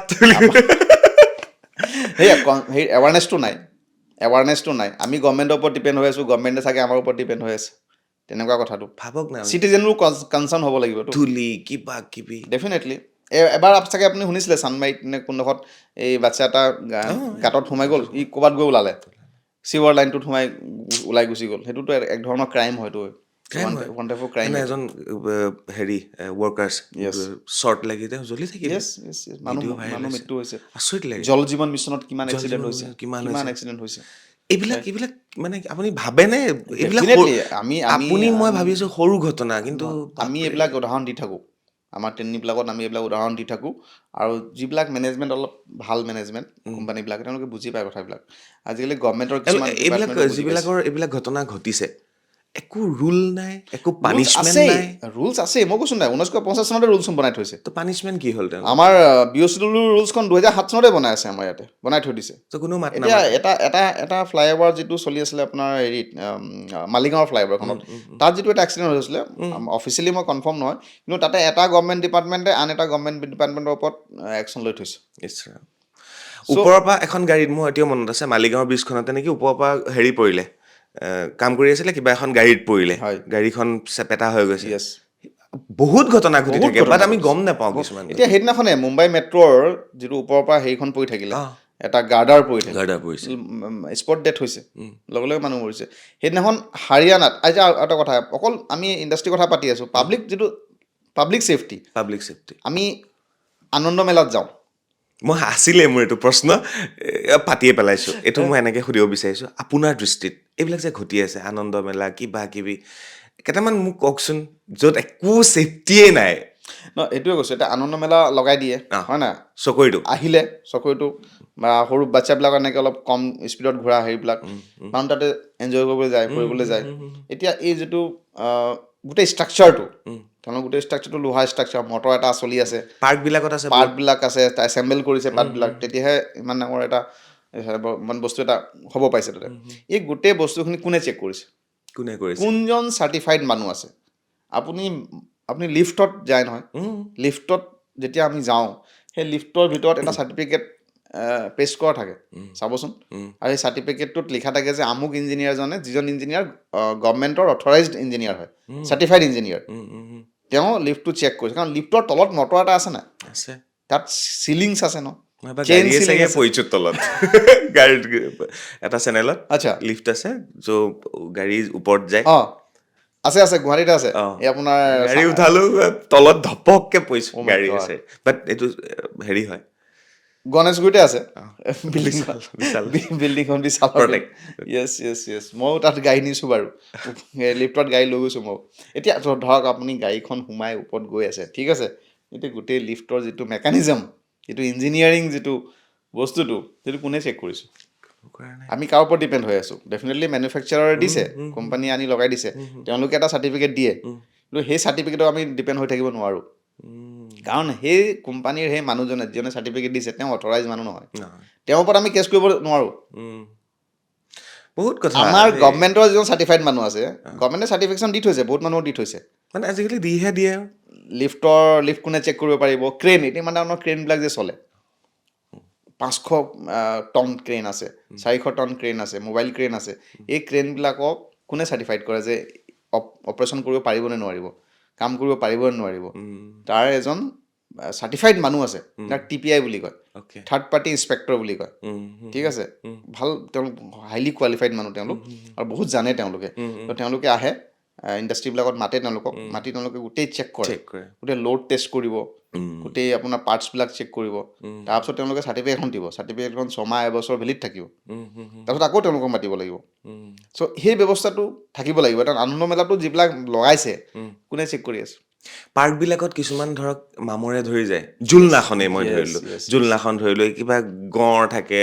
ঘোঁৰা থাকে সেইবিলাক কোনো যদি চেক কৰিছে ভাল কথা যদি নাই কৰা এটলিষ্ট আমি পাব্লিকেও অলপ এৱাৰনেছ হ'ব লাগিব গৈ এবাৰ সুধিব লাগিব আপুনি কাজিয়া কৰিব নালাগে আছে নাই জাষ্ট এবাৰ সুধি লওক প্ৰশ্ন কৰিব প্ৰশ্ন আছে ৰুল আছে ৰুল সৰুকৈ জাষ্ট লাহেকৈ সুধি থৈ দিয়ক আছে নাই তেওঁ কি সুধি দিলে মানুহজনে কি সুধি দিলে মানুহজনে এতিয়া তেওঁ লগে লগে নিজৰ মেনেজমেণ্টক গৈ ক'ব কথাটো পাব্লিক এৱাৰ হৈছে দেই সুধিছে দেই আমিও কৰিব লাগিব কামটো একজেক্টলি এইটো খুব ধুনীয়াকৈ মই এটা কৈ দিব বিচাৰিছোঁ চাওক আপুনি আপোনাৰ সন্তানক লৈ পাৰ্কলৈ গৈছে পাৰ্কত আপোনাৰ সন্তানে জোলনা জুলিছে চকৰিত উঠিছে, ঘোঁৰাটোত বহিছে। আপুনি পাৰ্কৰ মেনেজমেণ্টক সুধিছেনে ইয়াত ছেফটি আছে নে নাই? আপুনি প্ৰশ্ন কৰিব পাৰে, হয়নে? একজেক্টলি মই আৰু খুব প্ৰয়োজন, খুব নিজৰ প্ৰয়োজন। ছোৱালীক লৈ গৈছিলোঁ ইয়াতে আপোনাৰ নৰ্থ গুৱাহাটীত এই DC অফিচৰ ওচৰতে এটা দেখিছোঁ। নতুনকৈ পাৰ্ক এখন বনাইছে উম। তাত বহুতখিনি আছে কিন্তু মানে আপুনি এণ্টাৰটেইন কৰিবৰ কাৰণে যাব পাৰে আৰু মানুহ এবাৰ যোৱাৰ ইচ্ছাও থাকে এবাৰ যাবলৈ বিচাৰে তাতে যিটো সৰু বাচ্চাক উঠিবৰ কাৰণে এখন লেডাৰ এখন আছে লেডাৰত উঠি তাত শ্লাইডিং আছে তাৰমানে তাত শ্লাইড হেৰি কৰে আৰু তাতে উঠোতে তলত এটা ডাঙৰ এটা কংক্ৰিটৰ এটা ব্লক এটা আছে 3 বছৰীয়া 4 বছৰীয়া 5 বছৰীয়া বাচ্চাটো যেতিয়া উঠিব যদি হাতটো পিছল খায় সি চিধা তাৰ ওপৰতে পৰিব মোৰ এতিয়াও হোৱাটছআপ মেছেজ আছে যিটো টিকেট লৈছিলোঁ সেই টিকেটৰ তলত এটা কাষ্টমাৰ কেয়াৰ নাম্বাৰ আছিলে সেই নাম্বাৰটোত মই হোৱাটছআপত মেছেজ কৰি থৈছোঁ যে এইখিনি আনছেফ আছে আৰু মই তাত গৈ কথাও কৈছোঁ তেওঁলোকে কৈছে ঠিক আছে কৰিম এতিয়া নেক্সট মই গৈ চোৱা নাই কৰিছে নাই কৰা ঠিক তেনেকৈ যদি প্ৰশ্নবিলাক সুধিব লাগে, প্ৰশ্ন কৰিব লাগে। তেতিয়াহ'লে বস্তুখিনি ভাল এতিয়া ধৰক আৰু এটা উদাহৰণ দিম যদি মই আপোনাক বুজাওঁ এইকেইদিনতে এটা এক্সিডেণ্ট হ'ল হাৰিয়ানাত এই যিটো ডাঙৰ এটা নাওৰ নিচিনা থাকে না এটা থাকে খুব এনেকৈ ঘূৰে যে এই চকৰি নিচিনাই বহুত স্পীডত ঘূৰে সেইটো বহুত এক্সাইটেড মানুহবিলাকে এনেকৈ বেল্ট দি বান্ধি দিয়ে গম পাইছে সেইটো ভাঙি পৰি থাকিলে 10জন মানুহ মৰিছে কোনো তাৰ ইনস্পেকশ্যন নাই ৰাইট সেই যিটো মেনেজমেণ্টে লগাইছিলে সেই গোটেই ব্যৱস্থাটো তেওঁলোকেতো চাগে মাতি আনি চেক কৰোৱা নাই বা তেওঁলোকে যদি কিবা পইণ্টটো দিছে তাকে তেওঁলোকে নকৰিলেও হ'ব বুলি ভাবিলে নাই গাৰ নোম শিয়ৰি আহে মানুহ মৰি থাকিলে আৰু সজাগ আৰু সচেতন যদি আপুনি অভিভাৱক হয় প্ৰশ্নবিলাক কৰিবলৈ আৰম্ভ কৰক কাৰণ বিপদ কৈ পেলাই নাহে হঠাৎ ঘটে একজেক্টলি এতিয়া ধৰক মই সেইটোৱে কৈছোঁ এতিয়া গুৱাহাটী চিটিখনত চব মানুহ ব্যস্ত মানুহ ঠিক আছে গোটেই দিনে ৰাতি কাম কৰি আছে আপুনি 1 মাহ 2 মাহ এডজাষ্ট হৈ গৈছে কাম কৰি কৰি আপুনি এদিন ছুটি পাইছে আপুনি ফুৰিবলৈ গৈছে ক'ত গৈছে মলত গৈছে ডাঙৰ ডাঙৰ মল আছে 6 ফ্ল'ৰ 7 ফ্ল'ৰ মলবিলাক আছে আপুনি 4th ফ্ল'ৰত গৈ ধুনীয়াকৈ আপুনি এনজয় কৰি আছে শ্বপিং কৰি আছে ঠিক আছে এতিয়া ইমান ডাঙৰ বিল্ডিংটো যেতিয়া আপুনি সোমাই গ'ল সোমাই যোৱাৰ লগে লগে আপুনি কোনফালেদি সোমাইছিলে আপুনি গম নাপাব পাহৰি থাকিব আপুনি ৰাইট সেই সময়তে যদি আৰ্থকুৱেক আহি গ'ল অসমততো আহিয়ে থাকে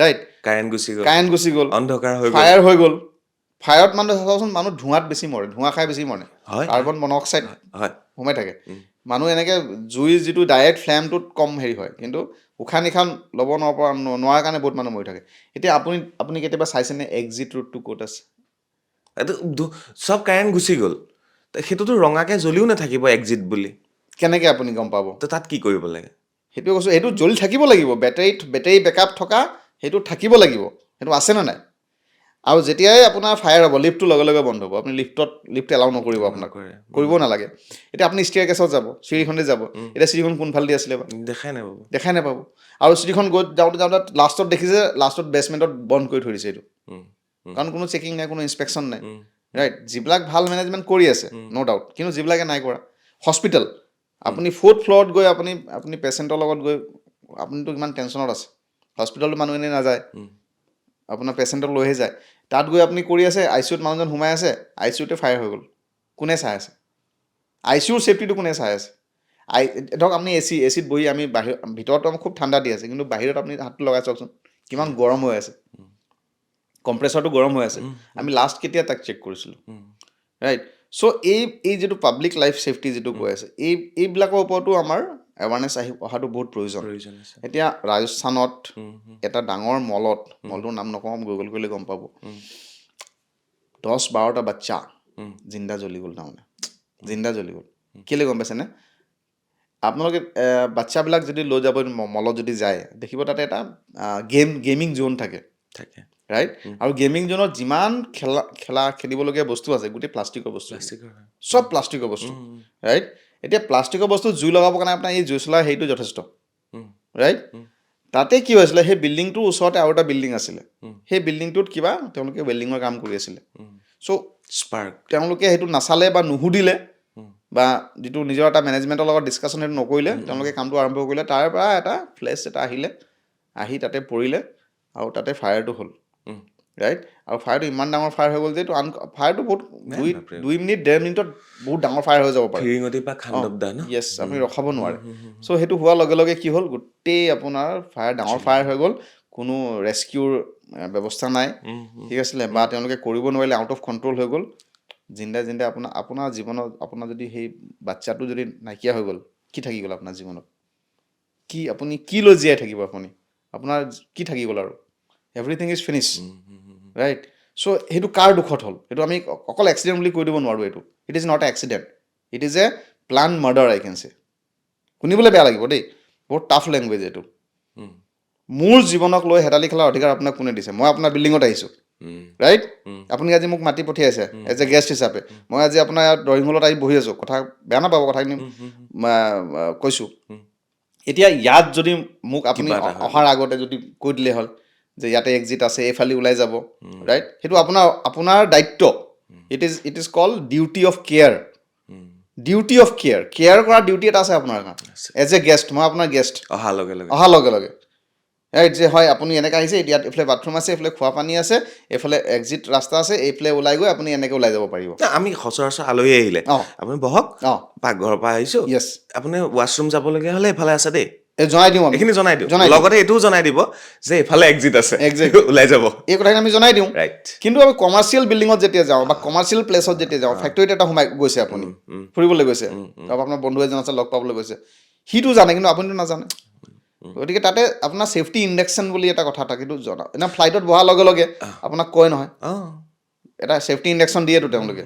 ঠিক তেনেকৈ আমি পাব্লিক প্লেচত গ'লেও এটলিষ্ট এনাউন্সমেণ্ট হ'ব লাগিব, বা আপোনাৰ যিবিলাক কথা কাষ্টমাৰে নাজানে বা ভিজিটৰে নাজানে, যিবিলাক মানুহ গৈছে, এতিয়া মলততো হাজাৰ হাজাৰ মানুহ গৈ আছে। কিন্তু আজিকালি এটা বস্তু মই দেখা পাওঁ, গোটেই মলটোত এণ্ট্ৰিৰ সময়তে এখন বৰ্ড থাকে, কোনফালে কি, কোনটো ফ্ল'ৰত কি থাকে, বা লিফ্টখনতো থাকে।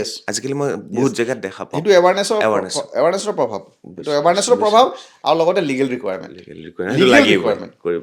ৰিকুৱাৰমেণ্ট হয়, লিগেল ৰিকুৱাৰমেণ্ট যিসকলে জানিছে তেওঁলোকে কৰি আছে, কিন্তু পাব্লিকেও জানিব লাগিব যে তেওঁলোকে এতিয়া কোনে চাবলৈ গৈছে, কৰিছে নাই কৰা। বিভাগটো এটা আছে, ডিজাষ্টাৰ মেনেজমেণ্ট আছে, ফায়াৰ ডিপাৰ্টমেণ্ট আছে, ইণ্ডাষ্ট্ৰিয়েল ছেফটি ডিপাৰ্টমেণ্টো আছে, ডিপাৰ্টমেণ্ট বহুত আছে। কিন্তু ডিপাৰ্টমেণ্টে কৰিছে নাই কৰা আপুনি কেনেকৈ গম পাব? ডিপাৰ্টমেণ্টত মানুহ কিমান আছে, কিমান মানুহ দৰকাৰ আছে, ইমান বিল্ডিং হৈছে, ইমান কনষ্ট্ৰাকশ্যন হৈছে, ডিপাৰ্টমেণ্টত মানুহনো কেইজন আছে, ক'ত গৈ তেওঁলোকে চেক কৰিব, ইনভেষ্টিগেশ্যন কৰিব, বা মানুহক গৈ ট্ৰেইনিং দিব, এৱাৰনেছ দিব। বিভাগটো আছে, আইনো আছে। আৰু সেইকাৰণে গভৰ্ণমেণ্ট বিভাগৰ উপৰিও প্ৰত্যেক বিল্ডিঙত এনেকুৱা অফিচাৰ আৰু প্ৰাইভেট পাৰ্টিবিলাকে, প্ৰাইভেট ডিপাৰ্টমেণ্টবিলাকে এইবিলাকত কিন্তু বহুত সহায় কৰিছে। ধৰক আপুনি মেডিকেল ফিল্ডটোকে চাই লওক আপুনি। এতিয়া গভৰ্ণমেণ্ট হস্পিটেলৰ ওপৰত কিমান মানুহ ডিপেণ্ড হৈ আছে, আৰু প্ৰাইভেট হস্পিটেলত কিমান মানুহ ডিপেণ্ড হৈ আছে। গতিকে যদি আপোনাৰ প্ৰাইভেট হস্পিটেলত নাথাকে, ৰাইট, বহুত আপোনাৰ নাৰ্ছিং ফিল্ডটোৱে হওক বা মেডিকেল ফিল্ডটোৱে হওক, প্ৰাইভেট পাৰ্টিবিলাকে কিন্তু বহুত ছাপোৰ্ট কৰি আছে, ৰাইট, যেনেকৈ নহওক কৰি আছে আপোনাক। ঠিক তেনেকৈ এতিয়া আপুনি মহাৰাষ্ট্ৰত যদি যায়, মানে গভৰ্ণমেণ্ট ফায়াৰ ডিপাৰ্টমেণ্টৰ ওপৰত ইণ্ডাষ্ট্ৰিয়েল ছেফটি ডিপাৰ্টমেণ্টৰ মানুহ, কোম্পানী ডিপেণ্ড হৈ বহি থকা নাই। তেওঁলোকৰ নিজৰ বিল্ডিং, নিজৰ বিজনেছ, নিজেই তেওঁলোকে ছেফটি চাই আছে, মানুহ ৰাখি আছে। এটা বিল্ডিঙত ধৰক আপোনাৰ 10টা 12টা ফায়াৰ ছেফটি মানুহ ৰাখি থৈছে, তেওঁলোকে ৰাখি থৈছে, আৰু এনুৱেল মেইনটেনেঞ্চ কণ্ট্ৰেক্ট দি থৈছে। তেওঁলোকৰ ফায়াৰ এক্সটিংগুইচাৰবিলাক চেক কৰা মানুহ আছে, তেওঁলোকৰ ফায়াৰ হাইড্ৰেণ্টৰ লাইনবিলাক চেক কৰা মানুহ আছে। এতিয়া ৰঙা ৰঙা পাইপ যে দেখে আপোনালোকে বিল্ডিংবিলাকত, সেইবিলাক কি হয়? হাইড্ৰেণ্ট, পানী তাত থাকে, মানে জুই লাগিলে নুমাব পাৰিব। চ' সেই ব্যৱস্থাবিলাক আছে, তেওঁলোকে কৰিছে। আৰু অসমতো যিবিলাক, এতিয়া ধৰক নতুনকৈ এটা মল সেইদিনাখন অপেনিং হৈছে নহয়, সেই মলটো ডাঙৰ মল, গতিকে তাত ডেফিনেটলি হ'ব লাগিব। এটা কথা দাদা, মানে ইমান ডাঙৰ এটা বিল্ডিং বনাইছে, কৰোৰ টকা খৰচ কৰি, যেনেকৈ আপোনালোকৰ দায়িত্ব বা আমাৰ দায়িত্ব যে আমি মানুহকতো ৰক্ষা কৰিমেই, প্ৰপাৰ্টিটোও ৰক্ষা কৰিম। ইমান ডাঙৰ এটা বিল্ডিং বনাইছে কৰোৰ টকা খৰচ কৰি, তাত 1, 2, 3, 10জন মানুহ ছেফটিৰ মানুহ ৰখাটো একো ডাঙৰ কথা নহয়। এইটো নেশ্যনেল বিল্ডিং কোড। মই আপোনাক আৰু এখন ইয়াৰ আইনৰ এটা কথা কৈ দিছোঁ। যিমান আপোনাৰ কমাৰ্চিয়েল বিল্ডিং আছে, সেই বিল্ডিংবিলাকৰ যিটো ড্ৰয়িং ডিজাইন, সেইবিলাক আৰ্কিটেক্টসকলে বনায়। তাতে national building code 2016 chapter 4 life safety table number 7, মই গোটেইখিনি কৈ দিছোঁ মই আপোনাক, ঠিক আছে? তাত লিখাই আছে নেশ্যনেল বিল্ডিং কোড 2016 যিখন আইন, সেই তাতে এটা বস্তু ক্লিয়াৰলি লিখা আছে যে তাত কেটেগৰী আছে, বিল্ডিঙৰ কেটেগৰী, মানে ইনষ্টিটিউচনেল বিল্ডিং কোনটো হয়, হস্পিটেল বিল্ডিং কোনটো হয়, কমাৰ্চিয়েল বিল্ডিং কোনটো হয়, গ'ডাউন বিল্ডিং কোন হয়, হাজাৰ্ডিয়াছ বিল্ডিং কোনটো হয়, কেটেগৰী আছে কোনটো বিল্ডিঙত কি থাকিব লাগে সেইটোও টেবুল নম্বৰ 7ত ধুনীয়াকৈ মেনশ্যন কৰি থোৱা আছে আপুনি খালি পঢ়িব লাগে আৰু ইমপ্লিমেণ্ট কৰিব লাগে সিমানেই কথা কিয় কৰা নাই আপুনি এক্সিডেণ্ট নাই হোৱা এইটো তাৰমানে এইটো নহয় যে এক্সিডেণ্ট নহ'ব বহুত মানুহৰ মাথাত এটা মিথ এটা থাকে যে এক্সিডেণ্টটো হোৱা নাই একোতো হোৱা নাই ইমান দিনৰ পৰা একো হোৱা নাই চলি আছে ইমান ফ্লাইঅভাৰবিলাক হৈ গ'লচোন একোৱে নহ'লচোন বহুত মানুহ তেনেকৈ ভাবেতো কাৰণ যিবিলাক এক্সিডেণ্ট হয় সেইবিলাক ইমান পটকৈ নিউজত নাহে কিছুমান বস্তু নিউজত আহে কিছুমান নাহে কিছুমান পাব্লিক ডমিনত থাকে কিছুমান নাথাকে ৰাইট গতিকে এক্সিডেণ্ট নাই হোৱা তাৰমানে এইটো নহয় যে এক্সিডেণ্ট নহ'ব আপুনি ছেফটি কালচাৰ এটা মেইনটেইন কৰিব লাগিবতো এতিয়া ধৰক আপুনি এটা ইণ্ডাষ্ট্ৰীত সোমাইছে সোমোৱাৰ লগে লগে আপোনাৰ ছেফ ফিলিং এটা আহিব লাগিব ন ছেফ ফিলিং নহ'লে কেনেকৈ আপুনি তাত গৈ কাম কৰিব পাৰিব কিন্তু যিটো মেনেজমেণ্ট আছে তেওঁলোকৰ দায়িত্ব সেইকাৰণে মই কৈছোঁ ডিউটি অফ কেয়াৰ কেয়াৰ কৰা দায়িত্ব আছে আপোনাৰ সৰু বাচ্চাটোক মায়েতো এৰি নিদিয়ে ন ৰাস্তাটো আপুনি পাৰটো হাত ধৰিয়ে পাৰ কৰাই ন সেইটো কেলৈ কৰাই বিকজ কেয়াৰ ঠিক তেনেকৈ আপুনি কেয়াৰ কৰিব লাগিব মেনেজমেণ্টৰ মানুহে নিজৰ ৱৰ্কাৰ নিজৰ ষ্টাফক কেয়াৰ কৰিব লাগিব যাতে তেওঁলোকৰ লগত কোনো এক্সিডেণ্ট নহয় কোনো মানে বেয়া এটা নহয় অঘটন নঘটক ফাগুন চ'ত বহাগ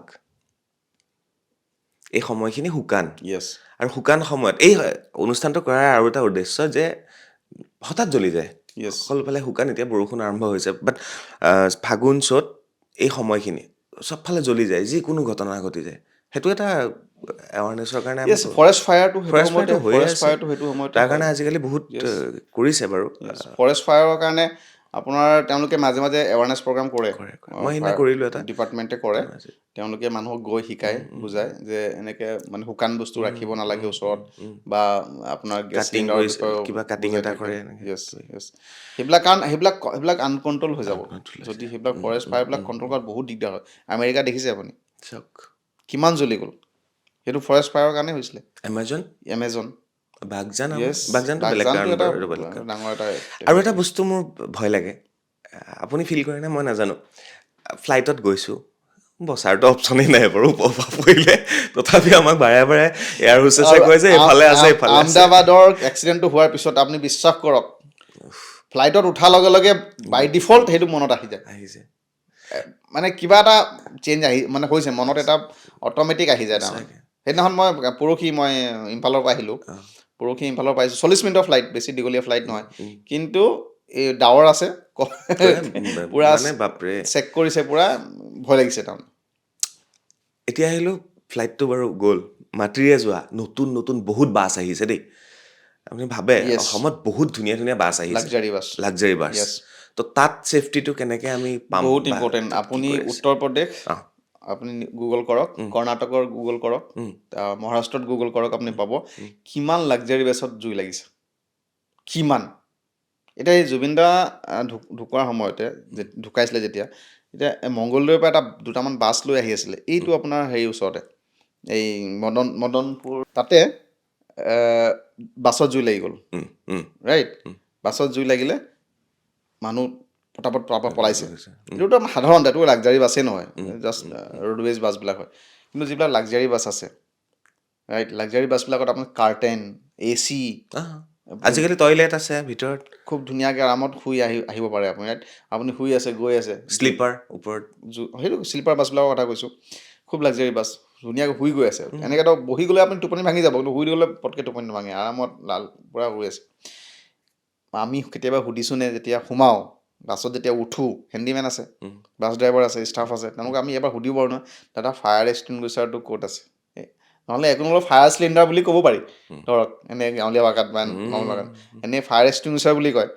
ফায়াৰ চিলিণ্ডাৰটো আছে নাই এবাৰ সোধকচোন আপুনি এক্সিট পইণ্টটো কোনফালে এক্সিট পইণ্টটো ক'ত আছে ইণ্টাৰেষ্টিং দাদা মই মাজতে কওঁ ফ্লাইটত উঠিছোঁ উঠাৰ লগে লগে আমাক বুজাই দিছে যে এইফালে এফালে অমুক আছে ছিট বেল্ট মাৰক অমুক আছে ইমান লাক্সাৰী বাছ আহিছে লাক্সাৰী বাছখনৰ ভিতৰত অন্ততঃ হেণ্ডিমেনজনে চব সোমোৱাৰ পিছত এবাৰ কৈ দিয়ক যে আপোনালোকৰ অমুকত অমুক আছে তমুকত আছে এইফালে কিবা হ'লে আপোনালোকে এইটো কৰি যাব এক্সিট উইণ্ড'টো ক'ত আছে ইমাৰ্জেঞ্চি উইণ্ড'টো ক'ত আছে আৰু উইণ্ড'টো ভাঙিব পৰা কি ব্যৱস্থা আছে কাৰণ AC থাকিলেতো আপোনাৰ গ্লাছবিলাক পূৰা বন্ধ থাকে তাৰমানে সেইটো আপুনি হাতেৰে ভাঙি দিব নোৱাৰে বহুত মজবুত গ্লাছ হয় এইবিলাক চ' ভাঙিবৰ কাৰণে এটা ব্যৱস্থা থাকে এটা সেইটো আছেনে নাই বা তেওঁক এবাৰ এনাউন্সমেণ্ট কৰি দিয়ক যে আমুক নম্বৰ ছিটটোৰ ওপৰত আমুকটো আছে, সঁচাকে এটলিষ্ট মানুহবিলাকে এৱেৰ হৈ থাকিব, Aware হৈ থাকিব। ৰাইট? আৰু তাত জ্বলিবলগীয়া বহুত বস্তু আছে, যিকোনো শ্বৰ্ট চাৰ্কিট হ'ব, গোটেই আপোনাৰ ইলেক্ট্ৰিকেল যিটো ৱাইৰিংটো আছে সেইটোতো আপোনাৰ কিমান ভাল কিমান বেয়া, আমিতো কোম্পানীৰ ওপৰতে গম ডিপেণ্ড হৈ নাপাওঁ। আছোতো, Right, right. যিটো কোম্পানীৰ পৰা গাড়ীখন কিনিছোঁ তেওঁলোকৰ ওপৰতে ডিপেণ্ড হৈ আছোঁ। আৰু নাই, এতিয়া ইভি যিটো আহিছে, ইলেক্ট্ৰিকেল ভেহিকেলত জুই লাগিছে, ইলেক্ট্ৰিকেল ভেহিকেলত জুই লাগিছে। নাই এইটো খুব প্ৰয়োজন, য়েছ, কাৰণ ইমান লাক্সাৰী বাছ আহিছে, ধুনীয়া ধুনীয়া বাছ আহিছে, কাৰণ আমাৰ মা দেউতাৰ বয়সৰ যিখিনি মানুহ নতুনখিনিয়ে বাৰু নিজৰ বস্তুখিনি জানি ল'ব, চাই ল'ব, অকণমান বয়োজ্যেষ্ঠসকলৰ কাৰণে অন্ততঃ বাছখনত উঠাৰ লগে লগে এবাৰ কৈ দিব, বহুত ইম্পৰ্টেণ্ট, বহুত বহুত ইম্পৰ্টেণ্ট। ইম্পৰ্টেণ্ট মানে কৈছোঁ নহয়, কাৰণ তেওঁলোকে একেবাৰে গম নাপায়, গাঁৱৰ পৰা অহা মানুহ, ৰাইট। ইমান এৱেৰনেছ নাই, গুৱাহাটী আহিছে, কিবা এটা কামত গৈছে, এক্সিডেণ্ট হৈ গ'ল, তেওঁলোকৰ কি ভুল আছিলে? সেইটোৱে চ' এনেকুৱা এক্সিডেণ্ট বহুত হৈ আছে, বহুত বেছি হৈছে। Paragliding, paragliding. পেৰাগ্লাইডিঙত আপুনি চবৰে যাবলৈ মন চাগে। মই গ'লো মানালীত, এবাৰো নুসুধিলো তোমাৰ চাৰ্টিফিকেট আছে নে, ওপৰত গৈয়ে ভাবিছো। যিজন আপোনাক অকলে যাব নিদিয়ে, পাইলট এজন থাকে, এতিয়া পাইলটজন ট্ৰেইন পাইলট হয়নে নহয় কেনেকৈ গম পাব আপুনি? তেওঁলোকেতো ক'ব যে হয় মই আমাৰ ট্ৰেইনিং আছে বুলি ক'ব, এবাৰ দেখাই দিয়কচোন চাৰ্টিফিকেটটো।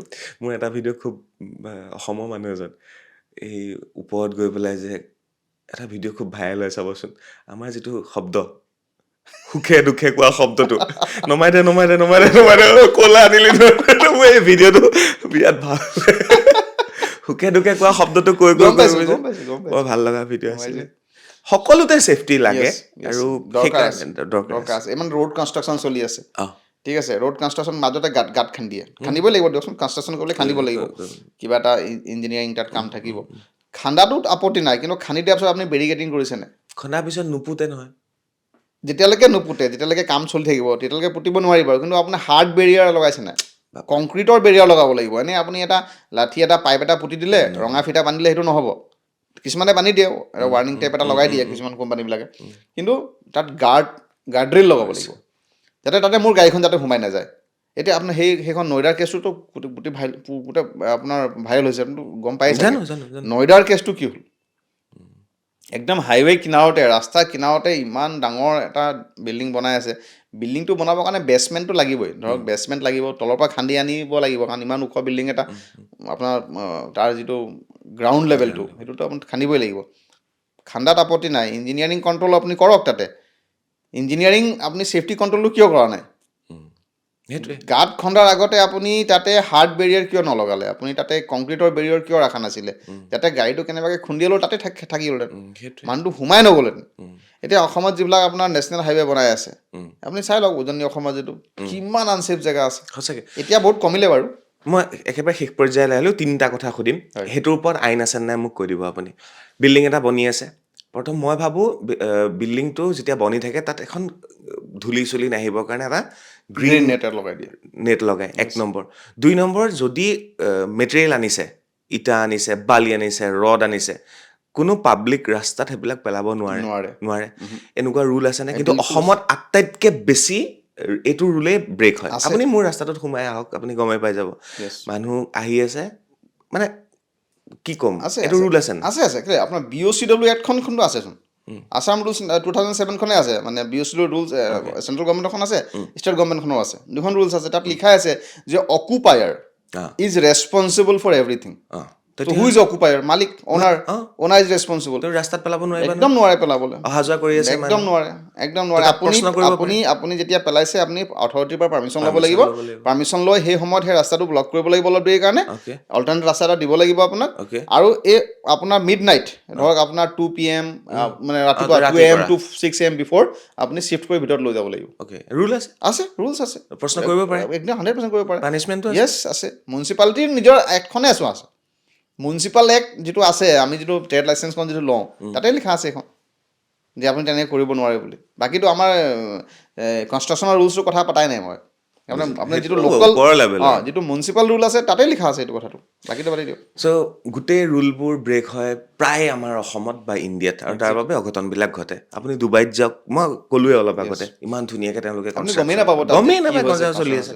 কিন্তু অসমতো আছে, অসমৰ বাহিৰতো প্ৰব্লেম আছে, নট অনলি অসম, চবতে মানে এই প্ৰব্লেমটো আছে।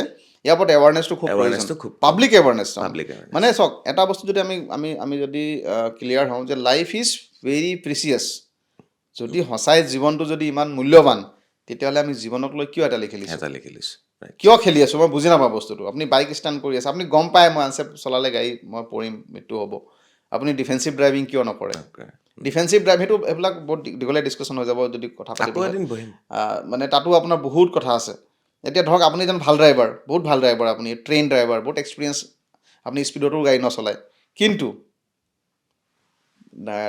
ৰাস্তাটো হাজাৰ হাজাৰ মানুহ ড্ৰাইভ কৰি গ'লে তেওঁলোকে যদি আনচেফ গাড়ী আপোনাক যদি সেইটোৱে আপোনাৰ ওপৰত যদি হিট কৰি যদি গুচি যায় তেতিয়া আপুনি কি কৰিব সেইটোৱে চ' ডেট ইজ ৱাই ভাল ভাল যিবিলাক ডেভেলপ কাণ্ট্ৰি আছে ডিফেন্সিভ ড্ৰাইভিং ট্ৰেইনিং চলায় কোম্পানীবিলাকে ইয়াতো কৰে ইণ্ডিয়াতো কৰে অসমতো ভাল ভাল কোম্পানীবিলাকে কৰে যে নিজৰ এটলিষ্ট তেওঁলোকৰ নিজৰ যিখিনি এমপ্লয়ী আছে তেওঁলোকে যাতে ভাল ছেফ ড্ৰাইভিং কৰিব পাৰে ৰাইট কাৰণ যেতিয়া ড্ৰাইভাৰজন বা টু হুইলাৰজন যেতিয়া চৰকাৰী ৰাস্তাত চলাব তেতিয়ালৈকেতো আপুনি একো কৰিব নোৱাৰে কিন্তু যেতিয়া ড্ৰাইভাৰজন আপোনাৰ ফেক্টৰী গেটৰ ভিতৰত যেতিয়া সোমাই যাব then you are responsible so' factory গেটৰ ভিতৰত সোমোৱাৰ লগে লগে আপোনাৰ দায়িত্ব ল'ব লাগিব যে মানুহজনে আনছেফ ড্ৰাইভিং নকৰক অভাৰ স্পীড ড্ৰাইভ নকৰক চ' এই পাব্লিক ছেফটিৰ ওপৰত বহুত কথা আছে আমাৰ লাইফটো ইয়াৰ লগত জড়িত হৈ আছে গতিকে মই ভাবোঁ যে ইয়াৰ ওপৰত এৱাৰনেছ হোৱাটো খুব প্ৰয়োজন আৰু এইটো ওপৰত এৱাৰনেছ হ'লে আপোনাৰ এটা কেৰিয়াৰৰ ওপৰত যিটো বনোৱা কথা আছে যে কাৰণ য'ত কমাৰ্চিয়েল লাইচেঞ্চ আছে